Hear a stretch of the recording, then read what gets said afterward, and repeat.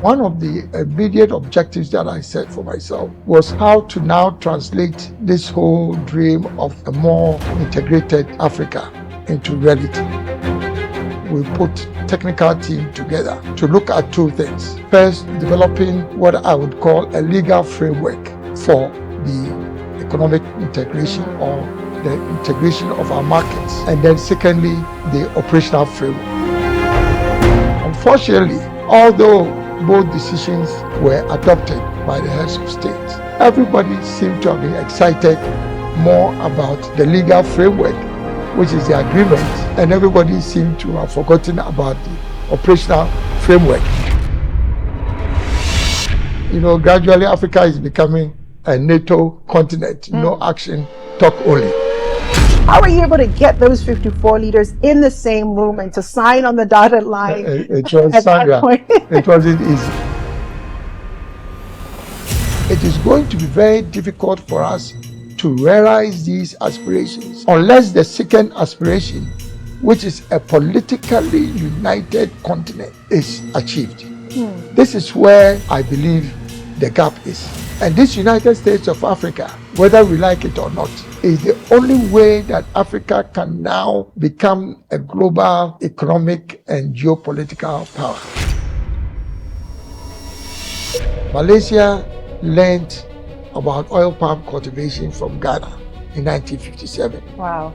Now Malaysia makes over $20 billion a year from oil palm and its derivatives. Cocoa, which has been the mainstay of our country, has given us not more than $2 billion a year. The challenge with Ghana and with most African countries is the lack of continuity in governance. Honorable, you made a shocking announcement in 2024 that you were resigning from the MPP. Why did you make that decision? Honorable, would you consider running again for president?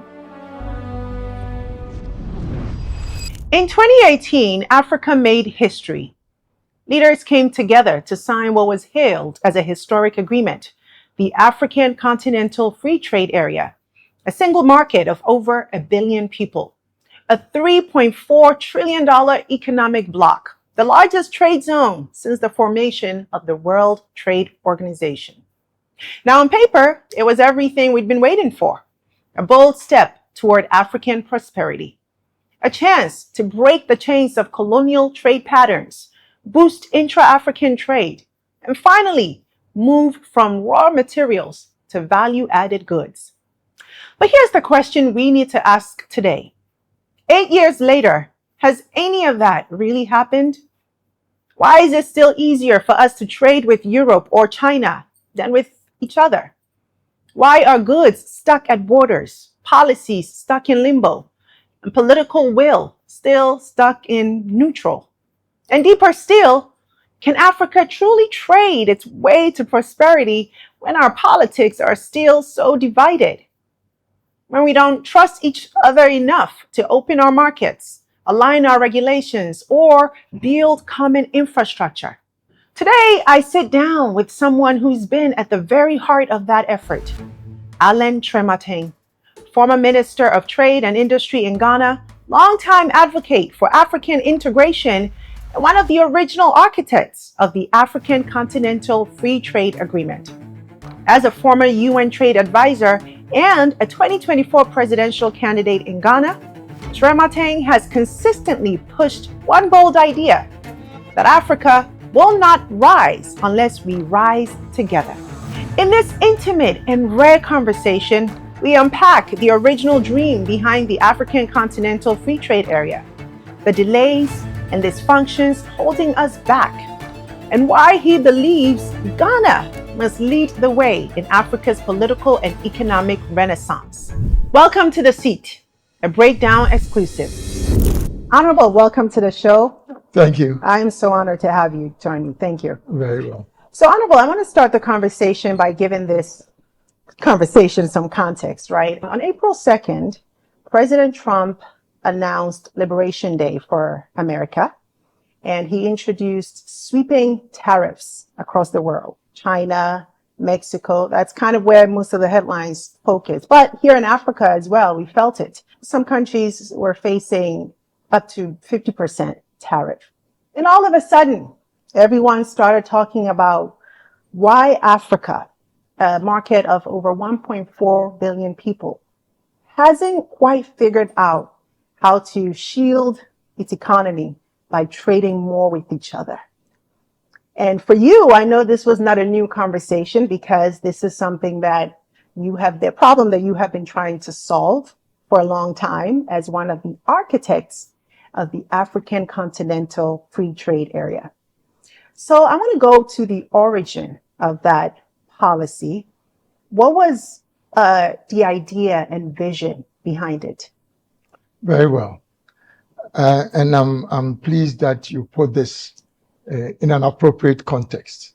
When the Organization of African Unity was being established in 1963, it was always the dream of the founding fathers that they would move beyond the decolonization of the continent and start bringing the African countries that had gained independence together.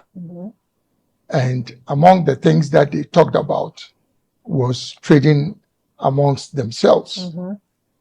They talked about not just a continental market, they also talked about establishing an African economic community. But you can imagine that new independent countries beset with so many challenges, they almost forgot about the original dream of integration and seemed to have been focusing more on overcoming their post-independent challenges. So it took quite a bit of time for Africa to start looking at integration in terms of economic integration. And they started with the regional economic communities. The first of these was the ECOWAS, for the West African states.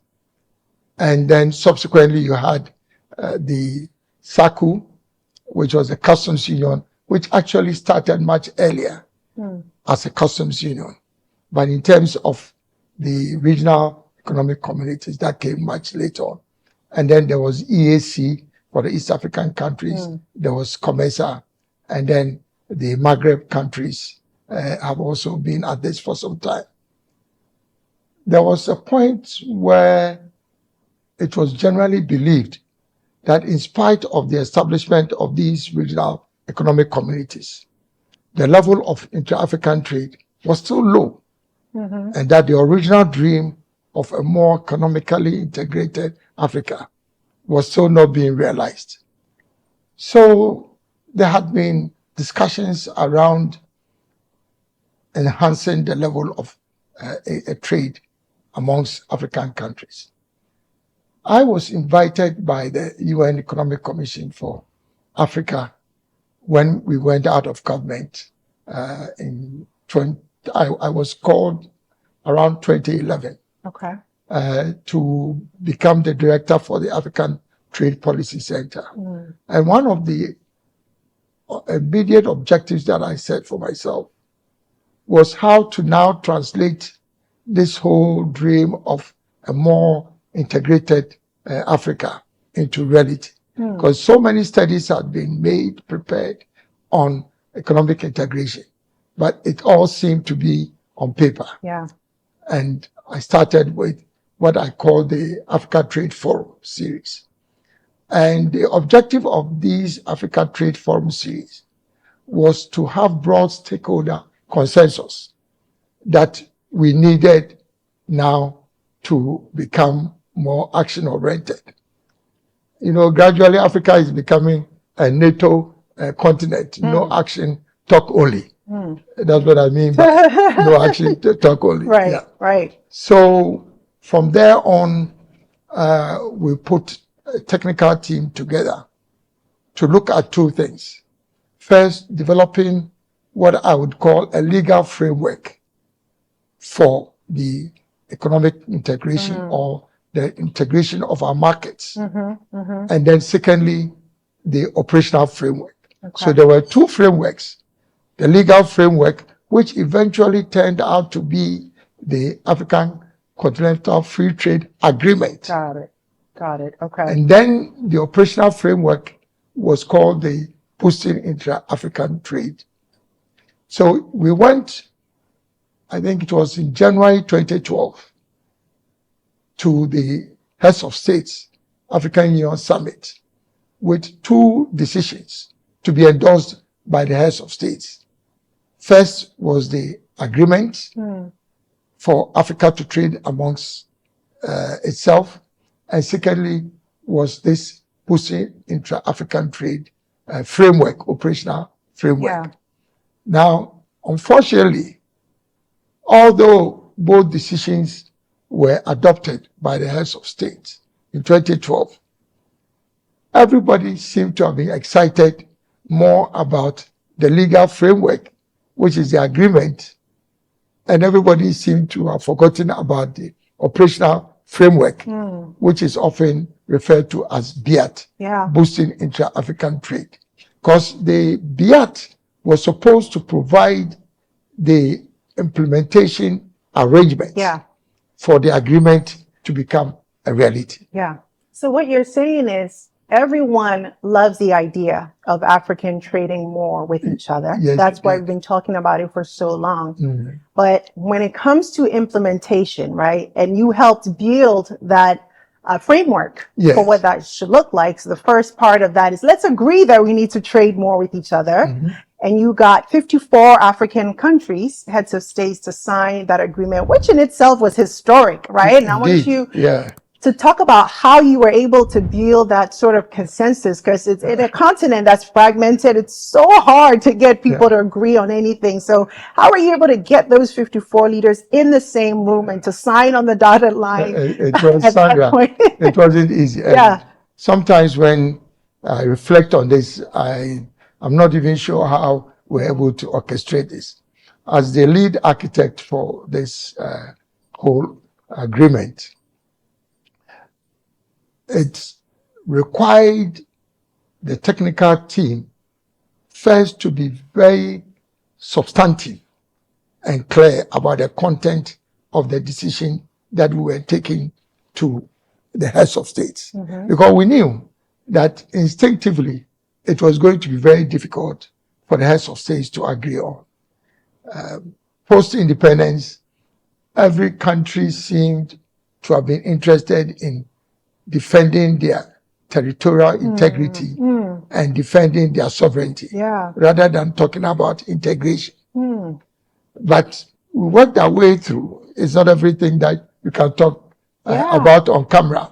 But the interesting thing was, when we finally was able to put together the draft agreement, normally you bring this to a point where then there's legal scrubbing, as we call it, before it becomes a document that you can put before the heads of states.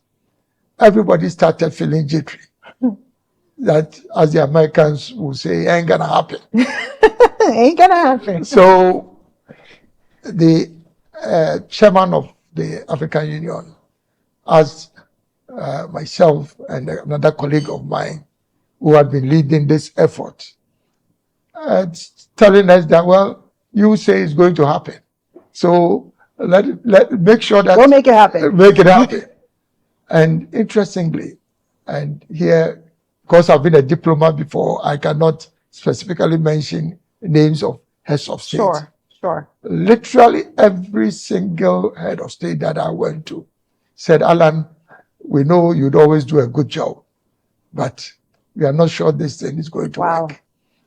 Because their argument was, we have these regional economic communities that we had been talking about. And we know that in spite of that effort, intra-African trade is still very low. Right. Almost less than 15%. So how is it that enhancing this and escalating it to a more continental level would make it easier to happen?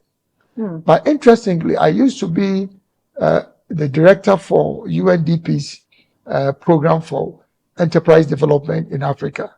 It was called Enterprise Africa. So I had actually incubated a lot of small and medium enterprises around the continent.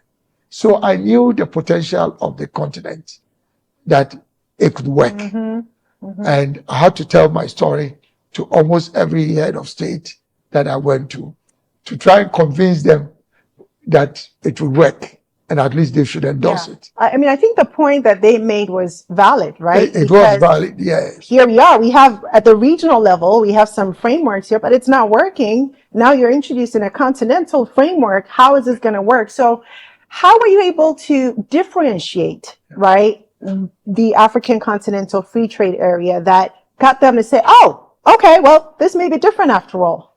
Good question. The question that I posed to them is that I know Kenya makes very nice sausages. Now, in West Africa, we import sausages maybe from Holland, from, Why is it that it should not be possible for Ghana to import sausages from Kenya? Only because we are in an ECOWAS regional economic community and Kenya is in EAC. Yes, the regional economic communities were doing reasonably well. Not so well, but reasonably well. But the whole idea of escalating our efforts beyond the regional economic communities was to suggest that maybe if we had a larger market, if we scaled it up to the continental level, we would get more traction with the scale rather than remaining in our regional economic communities. So that was the first point that I made. The second point was that we had done some studies in the regional, I think with the regional economic communities. And in the ECA, we found out that at the time when Mercosur, in the Southern American countries, when they were getting together with a regional economic community, that the level of infrastructure development was much lower than where Africa was at the time that we were discussing this whole AfCFTA. So we didn't want to be bogged down by all the challenges. We wanted to move beyond the challenges and at least make an effort. So it was just a question of just making an effort. And I remember, interestingly, one of my friends who was head of state, one of the countries, told me, Alan, I'm not sure this will work. You bring it, I will not support it, but I will not speak against it. Oh, wow. So I'm neutral. So I'll be neutral. That's very helpful. But be that as it may, we pushed and pushed and pushed, and finally, the sense that I got was that the heads of states at that time decided that, well, maybe it's worth trying. Let's have a go at it. And so that's how come we got the two decisions. And in doing that, you created what became the world's largest free trade area. And Honorable, I want you to talk about the potential, right, of the African continental free trade area, because we hear it and we hear, Africa, 1.4 billion people, but what does that mean in terms of economic power? Can you really talk about the numbers and the science behind an implementation, a successful implementation of the African continental free trade area at 100% execution level? What could that look like? First, let's just figuratively look at Ghana, Nigeria, South Africa, Zimbabwe, Angola, DRC, all these countries, 54 countries, individually resource rich, coming together with their resources. I mean, it doesn't require too much effort to just imagine the power that this brings, even without the numbers. Yeah. Can you imagine all these 54 countries in a real integrated community. Let's look at what Africa presents. It's not just the population of 1.4 billion or the combined GDP of 3.4 trillion. You also have a continent that controls 60% of all arable agricultural land. My goodness. We control 1/5 of all forest resources. We have the most extensive water bodies, meaning that in terms of even generation of power, we have significant potential. Yeah. We control most of the significant mineral resources globally. So it should be clear to us that combining even our resource endowment would propel collectively all of us. Yeah. Coming up, we explore how Africa's lack of political unity is blocking its path to economic power. Can we really integrate our markets without aligning our politics? Honorable, do you think that, now we're looking at ourselves in the mirror, right? Yeah. And we've been talking about Africa rising for a long time. This is something that has been on my mind for a while, right? I started hearing about Africa rising when I was just a teenager, right? And today we're still talking about Africa rising. And oftentimes I'm like, are we chasing shadows here? Like, when is Africa finally going to rise? I don't want to be in my, 50s on my deathbed and still hoping that Africa will rise. And it leads me to think about some of our, founding fathers here in Africa, Kwame Nkrumah, and how he fought for, a united Africa. Do you think this is what he saw, that he foreshadowed? He knew that without integration, without some sort of unification, it would be really hard for Africa to rise to its potential. You recall the very poetic and landmark statement by President Nkrumah that seek ye first the political kingdom and everything else shall be added unto it. At that time, he was interpreting this political kingdom in terms of the independence struggle. That was what he was referring to. But fast forward, this was during the OAU days. Fast forward, with the coming into force of the African Union Act in 2000, this political kingdom that Nkrumah was referring to, which was shared by the founding fathers of our continent, seemed to have evolved from a colonial struggle to a kingdom that can be translated to mean a politically integrated continent. And it's very important that we see the distinction. We're talking about how great the AfCFTA is. But basically, it is a continental framework. And this is not the first continental framework that Africa has had. We've had what is called the PIDA, Program for the Infrastructural Development for Africa. We've had IDA, Accelerated Program for Industrial Development for Africa. We've had CADIP, Coordinated Program for Agricultural Development for Africa. So you have all these comprehensive continental frameworks, which, as we all know, have not been actualized. Just as we seem to be worried about the AfCFTA. But the challenge then is not just a question of transport, logistics. It's not just a question of the fact that the customs barriers and other logistics for trade facilitation challenges in the AfCFTA is what is making these continental frameworks not actionable. My sense of this is that we need another layer of integration. That is what would actually consolidate all these so-called efforts at integration. If you look at the Agenda 2063 document, it has, I think, 7 aspirations. The first aspiration is a prosperous Africa.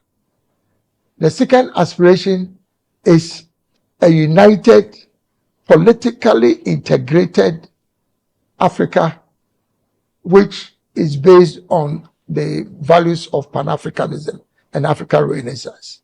And it goes on to talk about other aspirations, a peaceful, secured Africa. My own understanding of these aspirations is that it is going to be very difficult for us to realize these aspirations unless the second aspiration, which is a politically united continent, is achieved. This is where I believe the gap is. And let's not belittle or devalue the importance of the achievements of the AfCFTA. It is not just a question of bringing African countries together.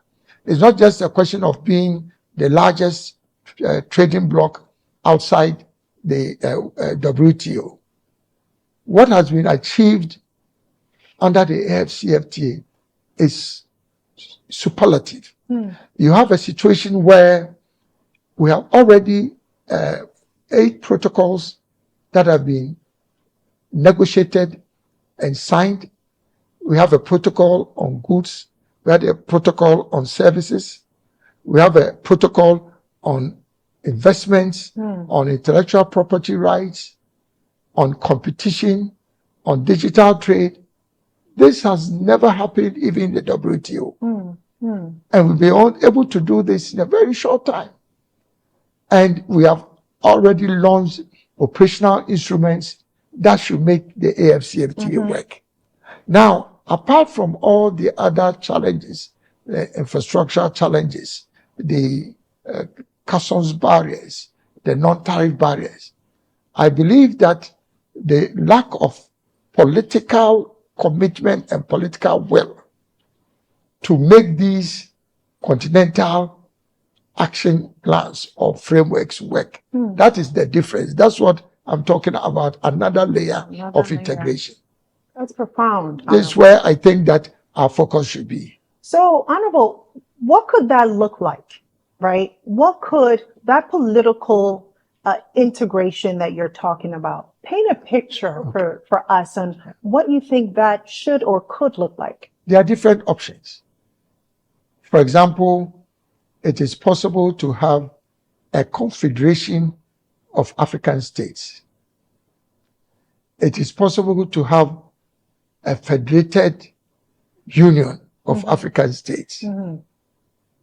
Now, the current structure of the African Union is more aligned to a confederation of independent states, which is a loose union of independent states with a central authority that does not have any binding influence on the member states. If you look at the European Union, for example, the member states of the European Union are very powerful states in and of their own right. Independently, yeah. However, they seem to have more pride in talking now about being European, belonging to the European Union, than just independent European states.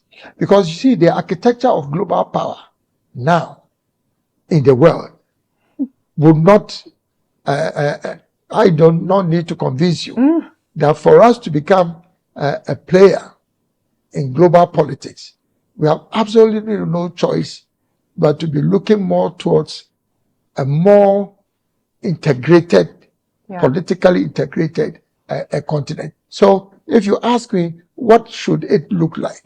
My understanding is that what we have now as the African Union is great, and I hope I'm not being misunderstood. The African Union itself has done quite a lot to try and bring us together. It's under the African Union that we've been able to have the AfCFTA. But I'm just saying that the current structure of the union does not provide the basis for the kind of political commitment that will make Agenda 2063 become a reality. Let me ask this. Do you see room for both the African Union to exist in its current form with this new vision for the political integration that you're talking about? Do you think they can coexist, or is it a matter of something maybe bolder, maybe different, replacing the current system, the current African Union? How do you think about that? One is a stepping stone to the other. Okay. The current structure of the African Union, which is more of a loose union, a confederation of independent African states, which focuses more on interdependence and collaboration. That I see as a stepping stone, as a transitional arrangement to a more politically integrated and united Africa. And I'm pointing to the fact that this is not just dreaming. This is the second aspiration in the AU Agenda 2063 document. So it means that the heads of states already recognize that they need to get to a United States of Africa. And this United States of Africa, whether we like it or not, in my very considered opinion, is the only way that Africa can now become a global economic and geopolitical power. And also now put action into the AfCFTA, into all the continental frameworks that I've been talking about. Otherwise, great as they are, they will still remain on paper. Coming up, we shift gears to Ghana, the country that helped spark the Pan-African dream. How is Ghana doing today, 68 years after independence? What has stalled its progress? And what role should it play in uniting and integrating the continent? Honorable, what role would you like to see, or do you think Ghana should play in leading that vision? I think if we consider that Ghana was the first country south of the Sahara to become independent, and Ghana has always played a leading pivotal role in energizing and galvanizing the continent to move on from one stage to the other. I believe that this whole discussion about the next level of integration, as we are speaking about now, must be led by Ghana.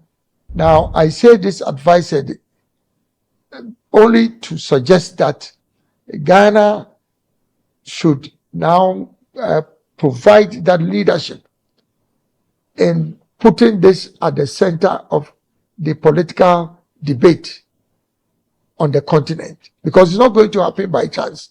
It's such a sensitive matter that most analysts, let alone political leaders, would want to have it as a subject for discussion. Remember, in 2012, there was an effort, and I'm talking about it as an effort, by Colonel Gaddafi in one of the, I think, AU meetings in Accra to introduce this whole concept of United States of Africa. But it never saw the light of day.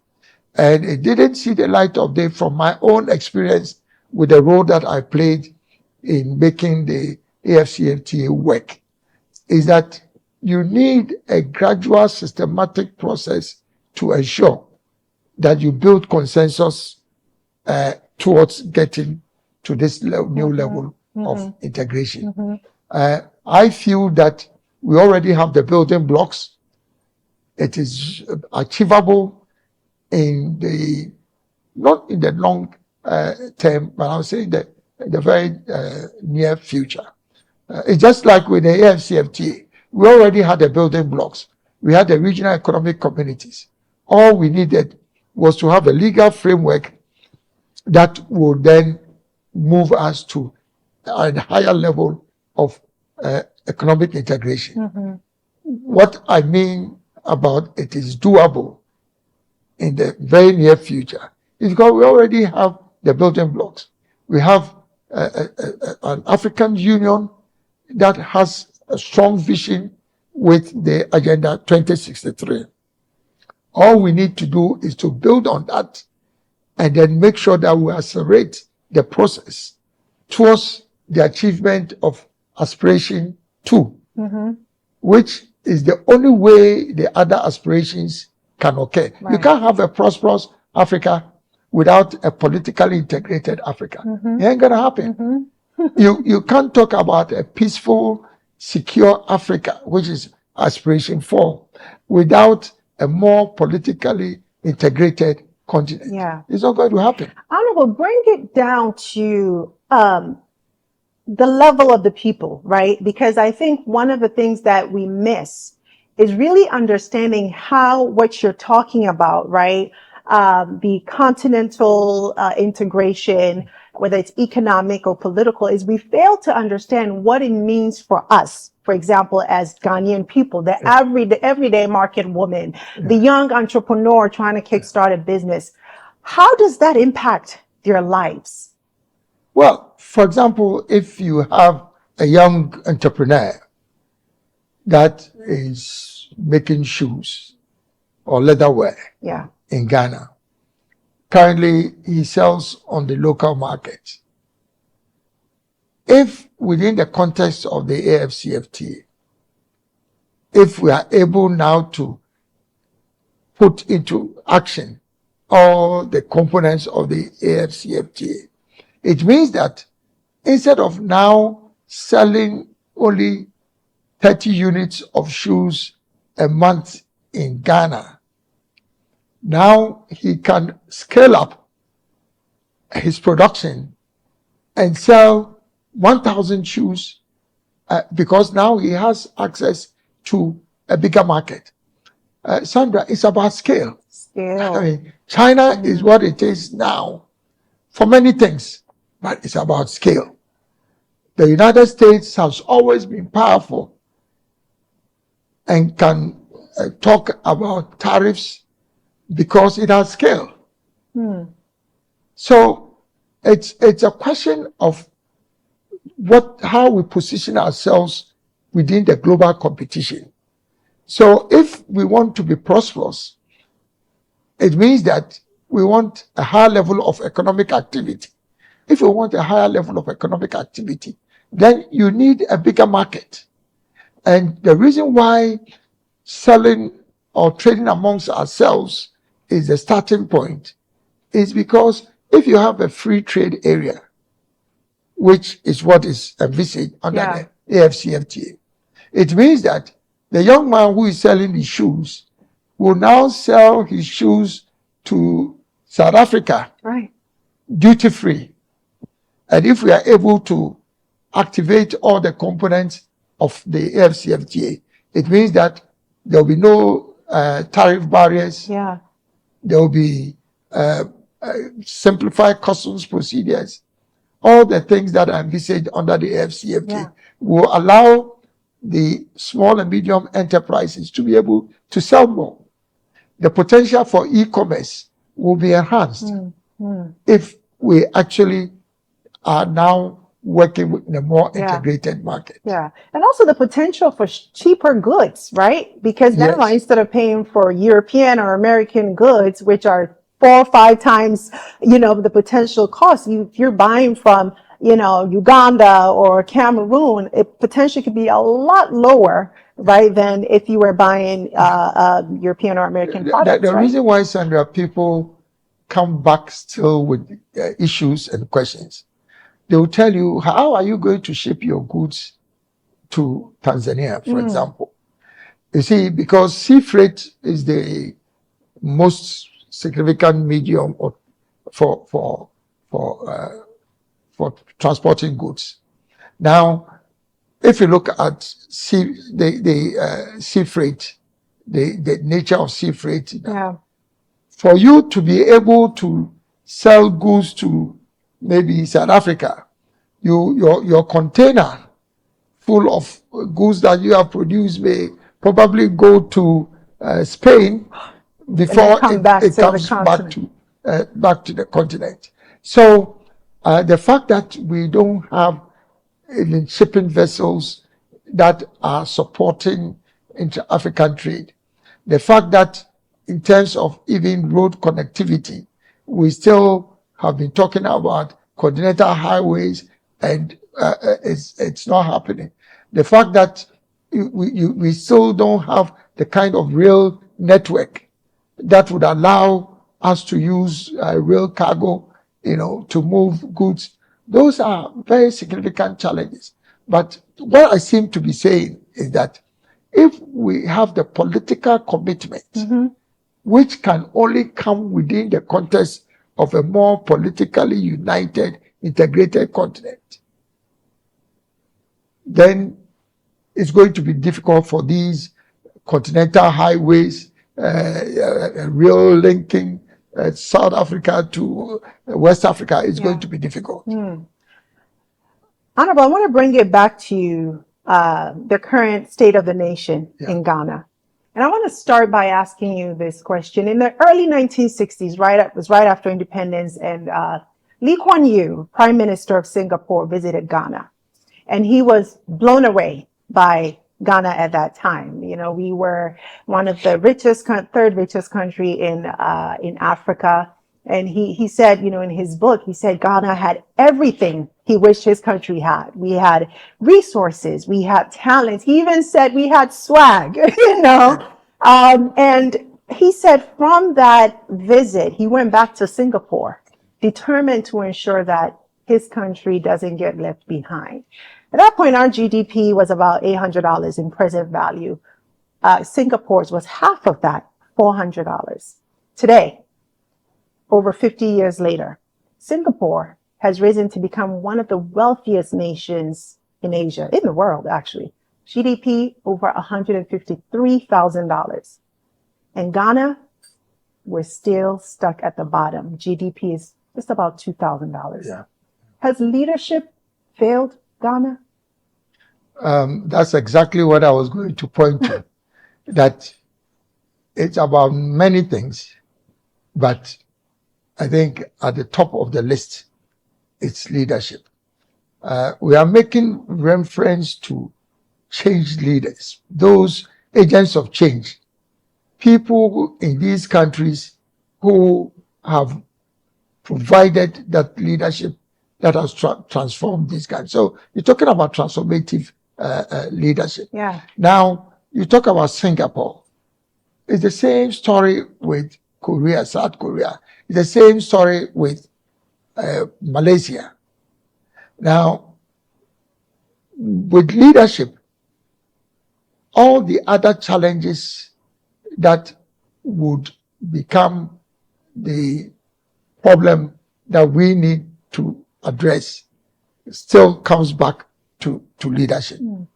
But I must say that whilst we talk about leadership, we must also still go back to the point that I was looking at about a more integrated continent. Because let's remember that when we talk about the story of the Asian tigers, we make it so sweet that we feel pity for ourselves in Africa, for example, let's say in West Africa, where Ghana is. But remember that the geopolitics in Asia was very instrumental in making sure that all these countries that you are talking about were able to emerge. They did not emerge in a vacuum. For example, they have this theory of the Geese theory, where you have, in terms of economic development in a region, you have those who are leading the way geese fly, and then the next set, and then the next set, and then that, so that is the arrowhead development theory. So in Asia, you had Japan, which had itself benefited significantly from the United States, and Japan then bringing up the next set of countries, be it Korea, Singapore, Malaysia, and the rest. And then you find that the next level, if you go to Vietnam, for example, you'll be shocked at what you see in Vietnam. But it's all about a strategic vision for how to grow your region. Yes, we had the Lee Kuan Yews, we had the great leaders in Malaysia and Korea. But beyond the individual effort, I can tell you that the regional effort was a major one, because all these countries provided markets for Japan, and Japan in itself then also supported China. It's the same story. In the United States, because it was a federation, it was easier within itself as a continent for it to grow. Europe is the same thing. You had the leaders that have brought the others along with it. So I think beyond the issue of leadership, we still go back to a more politically integrated, united continent. Coming up, we delve into the Honorable's political journey, his proudest achievements, the roadblocks that challenge his vision, and his thoughts on Ghana's current political landscape. Honorable, I mean, you've had a trailblazing career here in Ghana in politics and leadership. And I'm curious to hear, sounds like you have a solution that we need. So I'm curious to hear, did you try, to implement some of these ideas, and what were the roadblocks, the challenges when, you really tried to move them forward? Very interesting. I've had a mixed, interesting career in the private sector and in the public sector. So I came into government in 2001 under President Kufuor. Now, one of the things that I did, just to respond directly to your question, was to look at what some of these Asian countries had done, even without the benefit of a more politically integrated sub-region. So I introduced what I called the Presidential Special Initiatives. And I selected 4 sectors. Very simple. One was oil palm. Because you see, we talk about Malaysia. Malaysia learned about oil palm cultivation from Ghana in 1957. Wow. Now, Malaysia makes over $20 billion a year from oil palm and its derivatives. Cocoa, which has been the mainstay of our country, has given us not more than $2 billion a year. All Shocking. These things. Now you're talking about just oil palm and what it has done for Malaysia. So I said, let's focus, if we can't do anything at all, let's focus on oil palm. If we got even half of what Malaysia is doing, that alone is $10 billion. And it's not rocket science, because we taught Malaysia how to cultivate oil palm. We have so much land. We have hardworking people. So what is it that we are talking about? Then I picked cassava, very simple things. Making industrial starch from cassava. Because industrial starch is one of the most widely used industrial raw materials.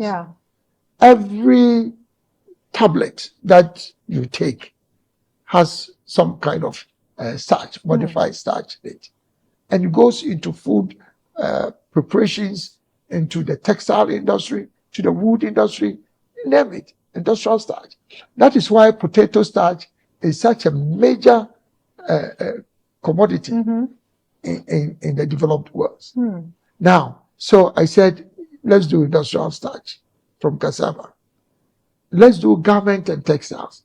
Because at that time, I was very much involved in agua in my previous role in the in the UNDP. So I knew the potential for job creation and economic development from garments and textiles. So we talked about garments and textiles. And then the last one was from industrial salt. You know, industrial salt is white gold. And it's again one of the most widely used industrial raw materials. So 4 things that I introduced as presidential special initiatives. And I branded them as presidential initiatives to give them the level of executive authority to make them realizable. The challenge with Ghana and with most African countries is the lack of continuity in governance. That, for me, is a problem. Yeah. So if you ask about what I've been able to do with my experience in government, that's first.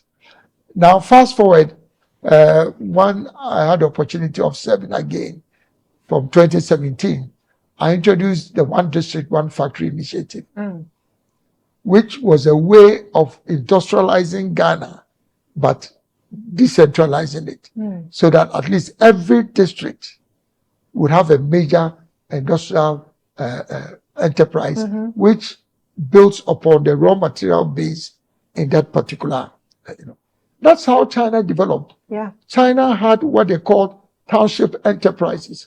I used to visit China in the late 80s. And I used to go around these townships, the villages. And they had all these small industries scattered around the towns and villages. Remember, the turnaround in China only happened in the late 80s. Yeah. Around the 19. Yeah. So can you imagine, we are talking post-independence, 1957. You are talking about the second most powerful economy, China, turning around just in less than a generation. Just a generation. Yeah. So my message is that it is doable. It's a question first of leadership, of transformative leadership.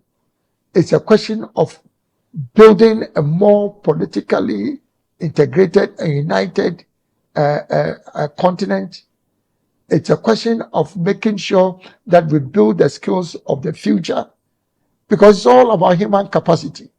And it's also a question of making sure that we have the right judicial system that allows us to attract the right kind of investment. And so it's about all these things. And I think the point that you make about continuity is critical, because if our current democracy work in a way where every 4 or 8 years, right, almost, there's a new government with a new vision. And when you look at the Singapores of the world, they had the advantage of long-term leadership, and they were planning 10, 15, 20 years ahead. You talked about strategic vision. Yeah. So where does that leave us really in terms of tangible solutions if we're still stuck in the same system? It's not changing. We're still stuck in the 4-8-year politics. Where does that leave us? So, number one, we have to try and interrogate our governance architecture. I mean, we've been following the dictates of, the so-called democratic elements of governance for a very long time. Now, you see, the point is that if you are copying, you must copy within a certain context. Now, we've had a situation where our politics, particularly in Ghana now, although based on what is generally accepted to be best practice on multi-party democracy, now has evolved into a very divisive I would say, political regime. And how do you move forward as a country, as a continent, with a very divisive political climate? It's very difficult. So, yes, all the principles of democracy, elections, and the rule of law, these are all very important pillars of governance. But we now have to start interrogating, is that the kind of the governance regime that will serve our purpose? If you go to the Gulf states, these are constitutional monarchies. The Gulf states, not even one of them is different from what I'm saying. They were all deserts 50 years ago. Everybody is rushing to Dubai. When did we start hearing about Dubai or Qatar? Or when did we start hearing about them? Yeah. But these are constitutional democracies that have been able to evolve their governance architecture to suit their own purposes. And nobody is complaining about that. Yeah. Those who talk about so-called Western democratic government regimes are not complaining about constitutional democracy, monarchies. And everybody is basically rushing to these same countries. So I think that it's a call for us to look at our constitution. Yeah. Is our current political regime working for us? Is it time, for example, for us to start looking at a non-partisan presidential system where we elect a president not based on party tickets, but based on their own individual records and capacity to perform? And that provides then probably a basis for a longer term, but still with some element of multi-party political system. Because remember, that when you talk about the president, he supervises the executive arm of government. Now, you can still have political parties that will be represented in parliament. And the two should not be confused. Yeah. And I think when you look at Kwame Nkrumah, right? Yes. He was trying to figure out that model in the early stages of his presidency. Yeah. Some people called him a dictator, Yeah. but he was also going to parliament to get everything approved, his policies approved. So he was struggling to figure, and I think to your point, he understood that we needed our own type of governance system. Yeah. It wasn't democracy. That was a Western system. Yeah. We needed our own, but he didn't have enough time to kind of figure out what that model could look like. And how to position it. Right. So, for example, Ghana was the first country to become independent only because the British realized that our own traditional governance systems were strong and robust enough to be able to take care of governance in a way that did not require the governor generals still to be supervising our governance. And anybody who knows how our traditional governance systems work would tell you that we are not saying we should go back only to that, but it's a call for us to start looking at what is it that will work for us, and then make sure that we then borrow other aspects from other countries. Coming up, the controversy that shook the system.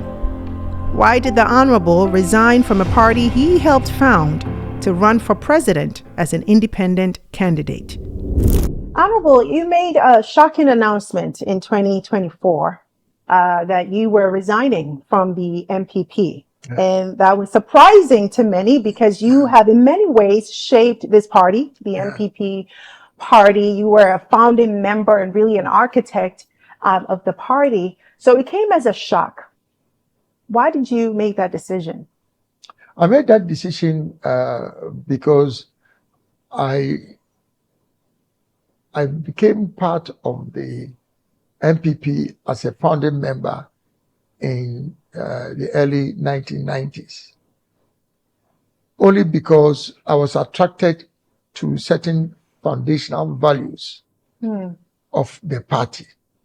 Remember that the MPP had antecedents.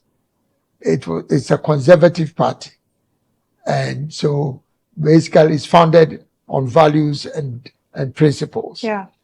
So those were the principles that led me to become a founding member of the MPP. And throughout the years since the establishment of the MPP, I served the party at the highest level of political structure with distinction. I was the president of the most vibrant group within the MPP, which was the Young Executive Forum. Oh, wow. And literally, we were seen as the main force behind the party at that time. From 1992, when the party was established, to 2000, when President Kufuor brought our party into. So basically, I've been around in a very significant way. Wow. And I served in Kufuor's government, and then later on in President Kufuor's government. So what had kept me still welded to the party was my commitment to these same values. The values, yeah. Now, at a point when I felt that these values were being eroded, and this was not just 2024, I started complaining about these challenges in terms of departing from our core values. Started talking about these things many years back. Yeah. But I stayed on, hoping that things would change. It became very obvious to me when we went into we were about to go into the primaries, that as the French would say, c'est la même chose. And I took a strategic decision that my commitment is to the ideals of the party that I helped to form, not necessarily to the vehicle. The vehicle that was carrying the ideals had completely departed from the original ideals.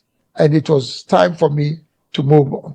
And that's why I stepped out and then established the movement for change. Honorable, there was a lot of talk. I mean, you know, in and outside of circles that you were going to be the flag bearer for the party. And I think there was a lot of excitement around that. What do you think happened, and were you disappointed that you were not the flag bearer? That's when I was in the MPP. Yes. Yes, I would say that... For the MPP, yes. Yes, when I was in the MPP. Yeah. I would say that being a conservative party, it's not just the traditions and the values, but there was a sense of the path towards leadership within the party. And President Kufuor had made a very interesting statement at one of the rallies in, I think, in one of the regions, that in MPP, our leadership is anchored on generational leadership, and that he belonged to a certain generation, and that generation, after his term of office, would move on to another generation. And he specifically talked about this generation being former President Nana Akufo-Addo. He mentioned a few other names. He said after that generation, the next generation will be Alan Kyerematen, and the rest, and Dan Botry, you mentioned. You know. So if you talk about expectation, my sense is that, number one, in the minds of most of our party apparatchiks or grassroots members of our party. Their sense was that there seemed to be this whole evolution of leadership within our party. So it didn't necessarily have to be Alan Kyerematen, but Alan was going to be part of that group. So that was number one. Number two was what I think had been my record in office and expertise all over these years. Yes, because remember, this you were talking about 2024. Now, it was not just the fact that I served in President Kufuor's government in 2001 when I was ambassador in the United States, and in 1994 I was listed as one of the 100 global leaders in the world by Time Magazine International. In 1994? This is 1994. Wow. And I was listed amongst other individuals. Bill Gates was one of them. Jeffrey Sachs was one of them. John F. Kennedy Jr. was one of them. Condoleezza Rice was one of them. Interestingly, President Assad of Syria was one of them. So Sandra, so it's not just about my record in MPP. If in 1994 I was being compared to people like Bill Gates, then obviously fast forward, you're talking 1994, 2000 and 2024, it ought to have become clear to people that I was not just emerging, from and of course, I was also, apart from being the lead architect for the AfCFTA, I was also nominated by the heads of states of the African Union as Africa's candidate for the Director General of the WTO, the World Trade Organization. I mean, there are four, I would say, top positions in the world. UN Secretary General, the Managing Director of IMF, the President of the World Bank, and the Director General of the WTO. So if in 2013, the heads of state of Africa found me worthy enough to become the Director General of the WTO, then again, it meant that I had consistently shown that I had a high level of performance in and out of government. So maybe that was all part of what built that expectation in 2024. So how did you feel that you didn't get the opportunity to serve and to bring this vision? And I could sense that you really had a vision for transforming Ghana, not just Ghana, but Africa as well. By extension. How do you feel that you didn't get the opportunity to do that in this way as president? I know you ran as an independent candidate. But I obviously, being a founding member of the MPP, I had stayed in, my choice would have been to have stayed on to lead the party. But as I said, because of what had consistently been happening in the party, literally I had no choice. But I think that if people are being not being political, as we would say in Ghana, and playing politics with leadership, I think the verdict will be very clear. Now, I think the presidents that we've had have served with distinction there. I mean, there's no doubt about that. They've all served in spite of whatever you say about any of them. They've served. Now, if you scope the country right now and look at other people who on the horizon now will be able to not just build on the track record of our previous leaders, but actually more importantly now, take Ghana to lead not just the country, but to lead the continent into a future of prosperity, of stability, of peace, of security. Then obviously I think I come up on the radar Absolutely. I come up on the radar. Coming up, I asked the Honorable for his take on the performance of the new administration under President John Mahama. What do you think about the performance of the current administration? What is your assessment of how it's doing so far? First, let me say that when you talk about the administration, basically you're looking at the performance of the president and then the government. Right.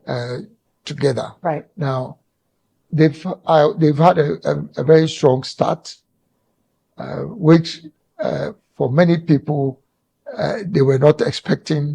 They were not expecting that for a number of reasons. Their manifesto didn't seem to suggest that that they had a program that they could roll out, not in terms of speed, but also in terms of substance.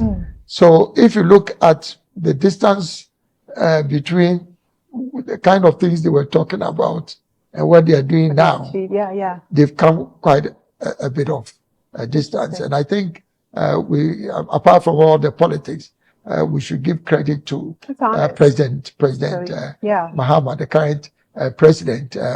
Everybody says that, but what was he doing during his first term? Right. Because he seems to have been a reformed, completely transformed, a transformed president. But look, I mean, that's what we are there to serve our country, not to serve our political parties. So, for example, even though I didn't win, as soon as the elections were over, I presented what I think. I saw that. I was going to ask about that. So what I call the Great Transformational Plan, which I believe in all humility is a great document to take Ghana forward. I gave him a copy that, my brother, this is for you. I mean, you can learn, you can, build upon whatever is in there, because basically our commitment is first to Ghana. So, in short, they are doing well. I think that they have to now understand that sustaining what you start is more difficult than where you start from.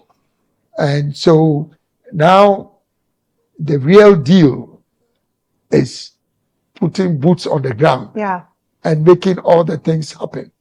And I feel that they are over-promising. Now there are too many things they are talking about, which might then create a challenge for them in terms of execution. I think the few things that in the beginning they've been able to at least put out as their program, they should concentrate on that rather than talking about new things that. Secondly, I think also the fact that we are in an IMF program must send a strong signal to them that an IMF program, wherever it is introduced, is only meant to be a stabilization program. Now, if you are unable to go beyond the framework of the IMF program and develop a very robust investment and growth program, my worry is that you may end up going back to square one. Because that's the challenge, right? That's what we're well watching now. Is the growth program that is, I think, most important. Yes, the IMF program provides a very important foundation, which is the stability that it provides. But the IMF is not going to do your growth for you. Right. So internally, you have to now develop a very robust program. I think they have elements of it, but I'm not sure that they're at a point where they've been able to give us a sense that that they will be able to roll it out within a certain period of time, because time is also of Yeah, the of the essence. Yeah. of the essence. Because, of course, if you don't create jobs, then you don't generate the demand. That is what propels investment. You see, when people have a job and they earn income, then they increase their purchasing power. Right. They demand more. When they demand more, then producers will now invest to respond to the demand. And that's how the economy turns around. And the government also would have more money from revenue. Yeah. Yeah. Honorable, I was on a morning show this morning. Oh, you were? I was. And Oh, we were okay. talking about you. I was Wow. telling them about my interview. Interesting. And they asked me if I thought the President Mahama, should have appointed you in a role. There's some sort of a special role, right? And I said, absolutely, because I think the country is missing out on your experience and expertise, right? So I'm curious to hear your thoughts on that. If the President was to call you and to say, I want to figure out how we work together, would you? And what would that role look like for you? Well, I think that, and I want to be very transparent and about this. Yeah, sure. People have misjudged my support, or giving my transformational plan to President Mahama to mean that I'm looking for a job. I'm not looking for a job. And what I want is for the country to move forward. Yes. And I think that God has blessed me so much in terms of what I would call executive positions, that there's nothing more that I need to give me self-satisfaction. So I just want to put that on the table, that I'm not looking for a job to do what, you know. So the important thing is to be able to support the development of our country in different ways. And part of it is giving advice and obviously also, again, this is not the forum to say this, but I am still on the political path. Yes. In whichever way I evolve, I still think I can play a role. Yes. And you are honorable. One of the things I appreciate about you is your tireless commitment to change, right? And really trying to figure out, I think, what's in your mind, this plan, this strategic plan that can help lead Africa into its future, the future that we all want, right? The Africa that we aspire for, and that our forefathers talked about, and that young people are talking about now. Finally, I asked the Honorable a direct and pressing question. Will he throw his hat back into the ring for another presidential run? So, given everything that we discussed, I want you to talk about what you're working on now, right? What are you working on now? What are you working on now? I'm happy that you are getting into very deep, conversation, but in such a smooth, in such a smooth way. What am I working on now? Number one, I'm working on making sure that I consolidate my political path, which I've been involved in. I'm not sure that I can put out now what that path would be, but I think that I still would like to help with the governance of this country in a more significant way than before. Okay. So whichever vehicle that would require, I'm still looking at options. Honorable, would you consider running again for president? Yes, definitely. In fact, that I can put out. Good. That I'll run again. In which which vehicle I use, that is, but of course, the Almighty God has a final say. Sure. We always succumb to His will. Sure. But be that as it may, that's my interest and my desire. Yes, because I think that the country will greatly benefit from my experience, my exposure, and then my network around the world, and my vision, particularly for Africa. Yeah. Yes. So wow. I'm not done yet. You're not done yet. As a matter of fact, you're just getting started. I like that. And that is exciting. Yes. Honorable, Yeah. thank you so much. What a conversation. I've learned so much from you. Yes. And thank you for your commitment, your fervent dedication to not just Ghana, but to see the betterment of our continent.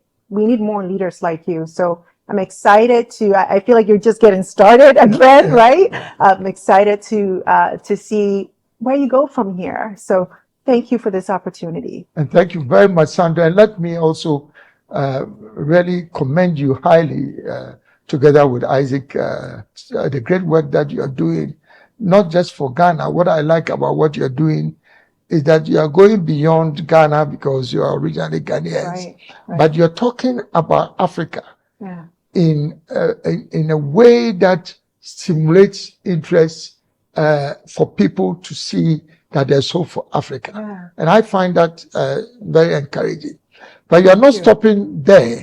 You are even going beyond that to the diaspora. Because for me, that is where the real deal is. How we leverage the diaspora to then make Africa great again. Because Africa has always been great. So it's a question of having peoples of African descent realize that we've always been a great power. And that's why we've talked so much about a more politically integrated Africa. And I think you're doing a great job in also bringing this diaspora content into what you're doing. Thank you, Honorable. I appreciate that. And lest I forget, I want you to talk about the Africa Summit a little bit, if that's okay. Yes, I think that's important. So, and so interesting, the way, Sandra, you're able to move seamlessly, because I've always had this passion for Africa. Because I feel that the prosperity of Africa would only be anchored on the prosperity of all African nations. Africa will never grow unless all of Africa grows. That is a fact. Right. So that commitment and dedication to Africa has provided the impetus for me to do a major, I would say, program now, which I'm branding as the African Summit. Sandra, I know there have been so many summits, so many conferences. Right. You've had the opportunity of attending many of these conferences, and you've also led many of these things. I'm now looking at a defining conference or summit for Africa, which helps African leaders, African policymakers, African civil society practitioners, academia, to now face the real fact of where does Africa go from here. We've tried everything. Our best effort has been the African Continental Free Trade Area. It's a great thing that we've done. But the fact that we are still facing challenges with implementation means that we now have to move on to the final stage of our political struggle, which is the second aspiration under Agenda 2063, a more united, politically integrated Africa based on the values of Pan-Africanism. So this Africa Summit will be a thought leadership summit, which, as I did many years back in 2011 to shape the path towards the establishment of the AfCFTA, to now have this summit, which would finally end, hopefully, with, of course, with African Union and other continental institutions being part of this, that Africa is now ready to move to the next level of integration. And what a great joy it would be if I could partner with you and Isaac on this summit. It would be more than an honor for Yes, me. very well. Anything with African in it, I can see that. I'm in it. Yes, yeah. I think that is a powerful vision, Honorable. And again, it goes to what I was saying before, that your commitment, right? And as you said, however I'm able to serve, right? Yeah, it's not about a specific role, Yes, a specific absolutely. Yeah, title. yeah. And I appreciate that. And I am on board. I would love to work with you to bring this vision to life. And once again, thank you for the opportunity to have this conversation. It's been very revealing, and I'm sure that our audience will learn a lot from it. So thank you so much for your time. Thank you. I appreciate it.